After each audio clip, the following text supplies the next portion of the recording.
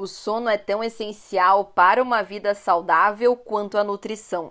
E a saúde física e emocional dependem diretamente de suprir essa necessidade básica. Sem uma noite bem dormida, a irritabilidade aumenta e a capacidade de concentração, clareza e participação em atividades da vida diária diminui. O ronco, algo que, segundo a Associação Brasileira do Sono, afeta 40% da população adulta, pode ser um dos fatores da má qualidade de sono.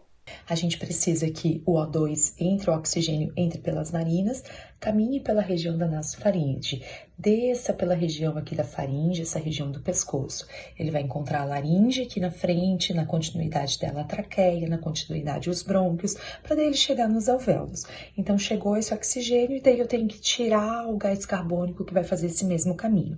Então essa entrada e saída de gás, ela precisa ter um espaço, né? A gente precisa manter um espaço, até porque a gente está falando da condição mais vital do ser humano, que é a respiração. Quando a gente tem uma condição alterada, fica muito mais fácil dessas estruturas se encostarem, principalmente às vezes a língua cair, né? Por isso que as pessoas roncam tanto de barriga para cima, porque eu deito, então a língua, quando ela tá numa condição muito flácida, com tônus muscular muito rebaixado, fica muito mais fácil eu deitar e essa língua cair. Então ela colapsa. Então ela fica ali e ela encostou muito lá, eu fico sem esse espaço, eu perco esse espaço. A hora que ela encosta uma na outra e o ar precisa passar de algum jeito, vai causar o ronco, porque daí o ar vem, encontra essas estruturas. Ele vai fazer uma tentativa de passagem e nessa tentativa essas estruturas vão se encontrar e vão causar esse ruído que é o ronco. Durante o sono, eu preciso atingir estágios do sono e eu preciso chegar ao sono regulador, eu preciso chegar ao sono REM, que é o sono que a gente descansa, o sono que regula. Então, e quando eu chego nesse sono, a minha musculatura do corpo tá relaxada, ela precisa estar relaxada. Só que eu posso ter tanto esse roncar que eu vou causando micro despertares. Porque às vezes quando o cérebro percebe que tá difícil demais fazer essa troca, tá difícil demais entrar oxigênio e sair gás carbônico, ele avisa, ele manda uma mensagem para que a gente desperte. Então quando acontece esse despertar, eu volto para os estágios iniciais do sono, e daí eu tenho que voltar a cumprir eles. Então eu não faço todo o ciclo dele. Sempre que tem um despertar, eu pauso e recomeço o estágio. Você ronca ou já dormiu com alguém que ronca? Não, eu não ronco, mas eu já dormi com alguém que ronca. E atrapalha um pouco o teu sono? Como que é? Ai, atrapalha bastante, porque, tipo, a gente fica desconfortável, né? Porque a pessoa tá roncando aqui no nosso ouvido, é chato.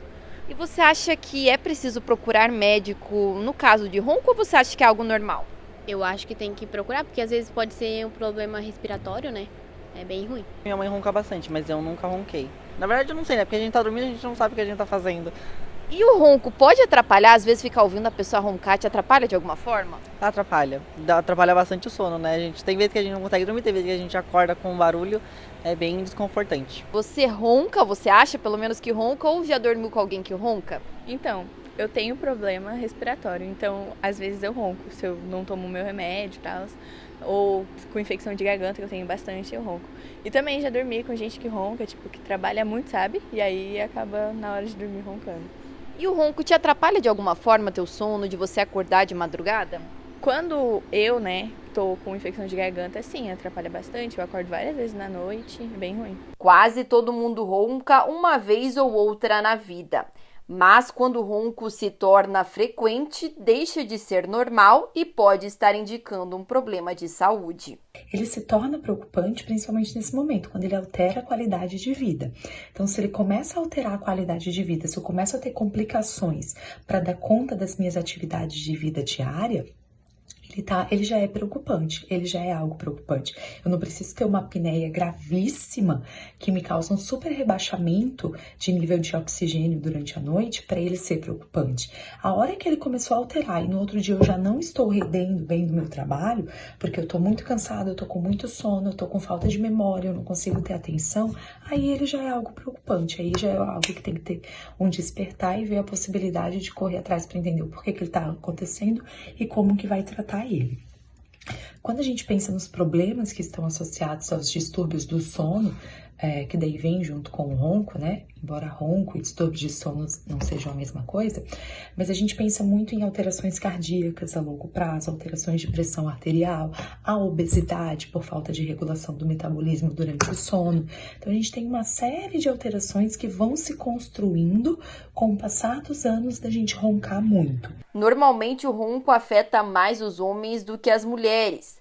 Isso ocorre por conta das diferenças fisiológicas e biológicas entre o corpo feminino e masculino. A gente está falando de uma qualidade, uma condição anatômica. Então, na condição anatômica, a circunferência cervical dos homens ela é maior do que a das mulheres. E o acúmulo de gordura nessa região também é maior nos homens. Então, por isso que tem uma tendência aos homens roncarem mais. Porque eu aumento o tamanho dessas estruturas e por dentro também fico com menos espaço, principalmente pelo acúmulo de gordura, eu fico com menos espaço que a gente precisa ter para ter a respiração tranquila. Então, por isso que os homens acabam sendo mais afetados que as mulheres. Mas aí surge a dúvida. Após se identificar com esses sintomas, aonde procurar ajuda, qual profissional é o indicado e qual tratamento vai resolver o problema? Quando a gente pensa em como a fono pode contribuir com esse processo, a gente está falando que a área de atuação da fonoaudiologia ela é uma ciência que atua nessa região de cabeça e pescoço. Então, todo esse grupo muscular, todas essas estruturas que estão envolvidas com a respiração, que são comuns para fala, que são comuns para voz, que são comuns para engolir, a gente está falando que são áreas de estudo e atuação da fonoaudiologia. Então, a gente tem que pensar que provavelmente eu vou ter alteração de tônus nessas estruturas, né? A força da língua não está tão boa, por exemplo. Então, o que a gente tem que melhorar? A força da língua. E quem atua nessa área é o fonoaudiólogo. Então, ele contribui muito com esse processo de reabilitação, porque ele vai fazer com que essas estruturas que participam dessa parte de respiração, elas se fortaleçam. E se elas se fortalecerem, elas vão ter menos tendência a ter esse colapso. Tendo menos tendência a ter colapso, eu tenho muito menos chance de roncar também. Mar Azul informando uma região de mais de 1 milhão de catarinenses.